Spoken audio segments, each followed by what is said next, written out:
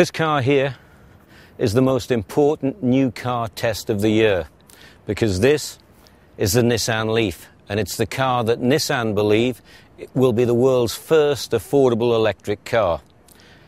The car they think can start the electric revolution.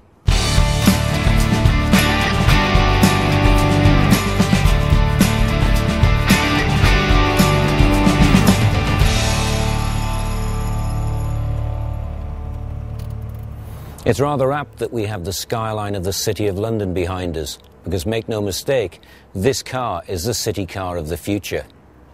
It could be the city car of today. It delivers everything you need, except for, as we've said earlier, the high price and the fact that the charging network is not there yet around all of the cities. But it will be very shortly. Make no mistake, this is the car that puts electric motoring onto the first step of the ladder. And within a period of time not too far away, this will be the electrical family car of the future.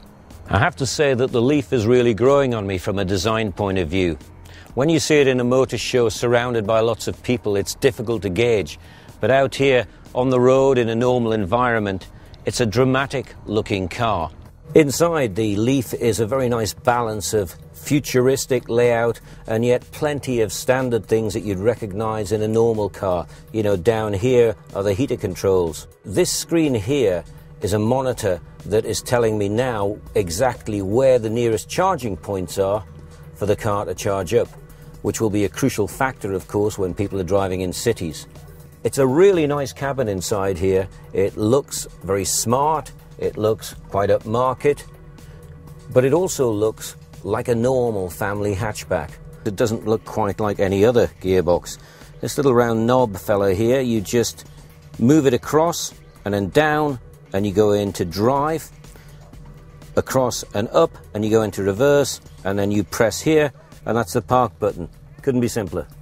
What you also get on the monitor is regular updates as to how far you've got before you get to empty. Here it's telling us distance to empty is 132, but I love this bit. This is the radius of how far you can go on 132.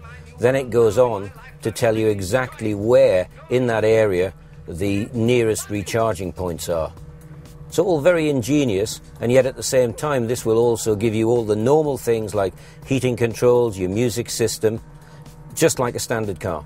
One of the usual problems with electric cars in the early days was the size of the batteries meant that the boot space was almost negligible. Technology's come on a long way. Now there's no compromise. In fact, this looks a massive boot. Very, very good family hatchback size boot. The rear seats as well, both flip over, so that you've got all of the versatility and practicality you'd expect in a normal family car. If you're wondering what it's like to charge it up, it's very simple. There's going to be lots of things like this out on the road shortly. It's called a fast charge, which will charge the car up to 80% of the full battery in about 15-20 minutes. Looks a bit sort of hyperactive, but you simply take this and you clock it in there. Not unlike a petrol filler cap. There's one huge difference. Currently we're being robbed at the pump to ridiculous levels of money for a gallon. This will cost £2 to fully charge this car up. That works out at about 2p a mile.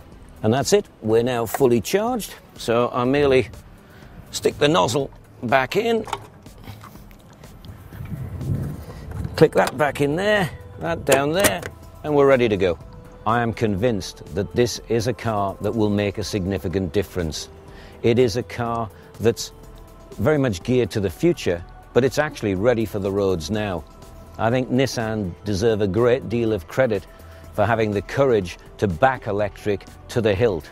I hope their courage is rewarded with plenty of sales.